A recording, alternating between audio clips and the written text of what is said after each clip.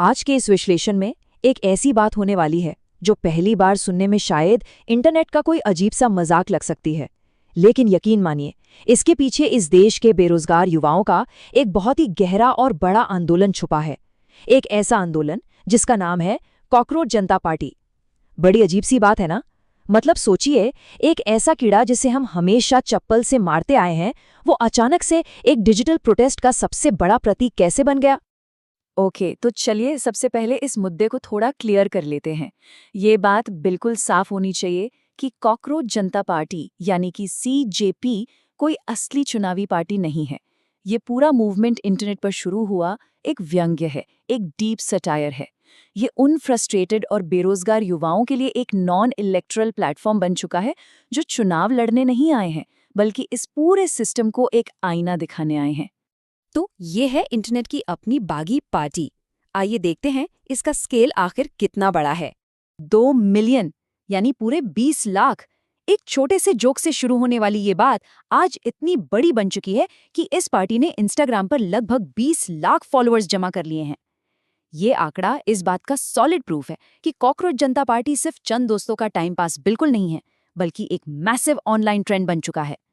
पैरों तले कुचला जाने वाला एक मामूली सा प्राणी अब इस जनरेशन के गुस्से और उनके गर्व का अनोखा प्रतीक बन चुका है। अब थोड़ा इस आंदोलन के पीछे के दिमाग को भी जान लेते हैं। इस पार्टी के फाउंडर हैं 30 साल के अभिजीत। ये बॉस्टन यूनिवर्सिटी के पब्लिक रिलेशंस के स्टूडेंट है और एक farmer political social media strategist भी रह चुके हैं। इन्होंने 2020 से लेकर 2023 के बीच आम आदमी पार्टी की सोशल मीडिया टीम में काम किया था और वहां काफी मीम बेस्ड कैंपेन्स चलाए थे।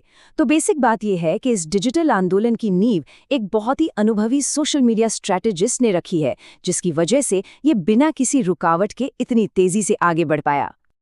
अब सवाल उठता है उस वायरल चिंगारी का जिसने इस पूरे आंदोलन की शुरुआत की। देखिए, हर बड़े आंदोलन को ना एक चिंगारी चाहिए होती है। इस टाइमलाइन पर ध्यान दीजिए। 15 मई 2026 को सुप्रीम कोर्ट की एक सुनवाई के दौरान एक खास जुडिशियल टिप्पणी आती है। ठीक उसके अगले दिन यानी 16 मई को एक्स पर एक गूगल फॉर्म पोस्ट होता है और बस उसके बाद आने वाले कुछ ही हफ्तों में लाखों युवा ऑनलाइन इस पार्टी से जुड़ जाते हैं। ये फास्ट पेस सीक्वेंस साफ दिखाता है कि गुस्सा तो लोगों में पहले से भरा था, बस किसी को उस गुस्से को एक दिशा देनी थी। अब यहाँ सबसे इंटरेस्टिंग बात है वो शब्द जिन्होंने आग लगाई, कॉकरोच और परजीवी यानी पैरासाइट। कोर्ट रूम में बोले गए इन शब्दों ने पूरे देश के युवाओं के लिए एक अल्टीमेट फ्लैश पॉइंट का काम किया। ऐसा लगा जैसे इन दो शब्दों ने बिल्कुल दुख की रग पर सीधा वार कर दिया हो। यहाँ ये समझना बहुत जरूरी है कि निशाना असल में था कौन और उसको महसूस आखिर किसने किया।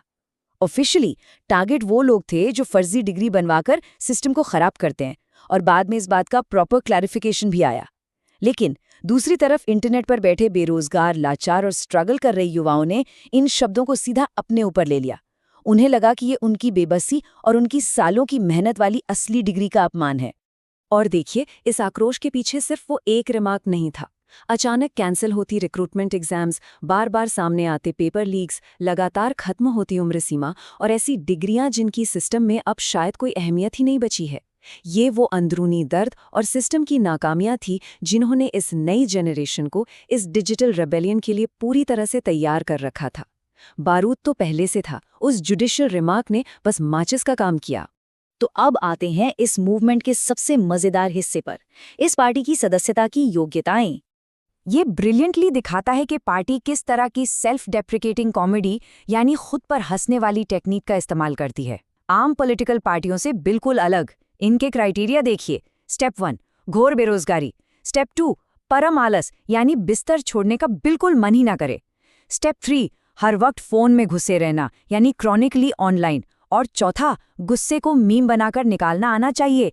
ये अब्सर्ड रिक्वायरमेंट्स ट्रेडिशनल पॉलिटिक्स का पूरी तरह से मजाक उड़ा रही हैं। जहां बेरोजगारी एक योग्यता है, आलस एक विरोध है और मीम्स राजनीतिक पोस्टर हैं।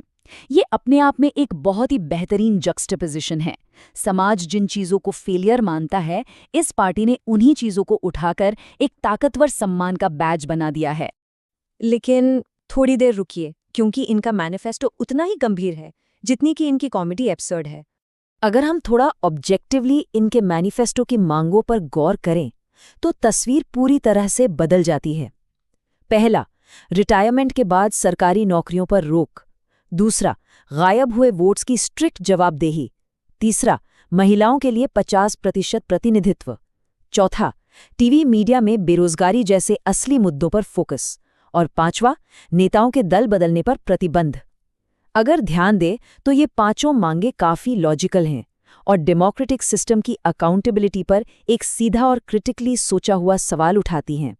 तो इस आंदोलन के दो बिल्कुल अलग पहलू निकलकर सामने आते हैं। एक तरफ है इसका मजाकिया रूप, यानी कॉकरोच जैसी ब्रांडिंग और आलसी होने का गर्व, लेकिन दूसरी तरफ इसकी आत्मा में पूर्ण समानता, मीडिया की ईमानदारी और डेमोक्रेटिक अकाउंटेबिलिटी की एक बहुत जोरदार मांग है। बाहर से इसका प्रेजेंटेशन चाहे जितना भी कॉमेडी लगे, अंदर से ये एक बहुत ही सीरियस लोकतांत्रिक सवाल बन चुका है। इसलिए आखिर में ये समझना बहुत जरूरी है कि ये सिर्फ व्यंग्य है या एक गहरी हताशा। जब सिस्टम द्वारा लोगों की जायज़ शिकायतों को एक लंबे समय तक अनदेखा कर दिया जाता है, तो डार्क सरकाज़म यानी काला व्यंग्य विरोध की सबसे बुलंद आवाज बनकर उभरता है। ये पार्टी दरअसल उस पूरी जनरेशन को दर्शाती है जिसे लगता है कि उन्हें सिस्टम ने पूरी तरह से अनसुना कर दिया है। जब भरोसा टूट जाता है तो उस टूटे हुए भरोसे को आमतौर पर ह्यूमर के हथियार में बदल लिया जाता है। जब उम्मीद जवाब देना बंद कर देती है तो व्यंग्य बोलना शुरू करता है। इस पूरे डिजिटल फिनोमेना के इतनी तेजी से बढ़ने के पीछे का फ्यूल सिर्फ हंसी मजाक बिल्कुल नहीं है। इसके पीछे एक बहुत बड़ा इमोशनल वेट और एक कलेक्टिव हताशा यानी सामूहिक निराशा छिपी हुई है। और इसी वजह से आखिर में एक बहुत बड़ा सवाल पीछे छूट जाता है। क्या ये कॉकरोच जनता पार्टी सिर्फ इंटरनेट का एक आम सा फेज है, या फिर ये एक ऐसी जनरेशन की हंसी है जिसने सिस्टम से अपना पूरा भरोसा ही खो दिया है? डिजिटल विरोध और असली सिस्टमिक फेलियर्स के बीच की ये धुंधली लकीर सच में बहुत कुछ सोचने पर मजबूर कर देती है। ये मूवमेंट हंसी के पीछे छिपे उस आक्रोश की सच्चाई है जो अब अनदेखी नहीं की जा सकती। आज के इस विश्लेषण में बस इतना ही।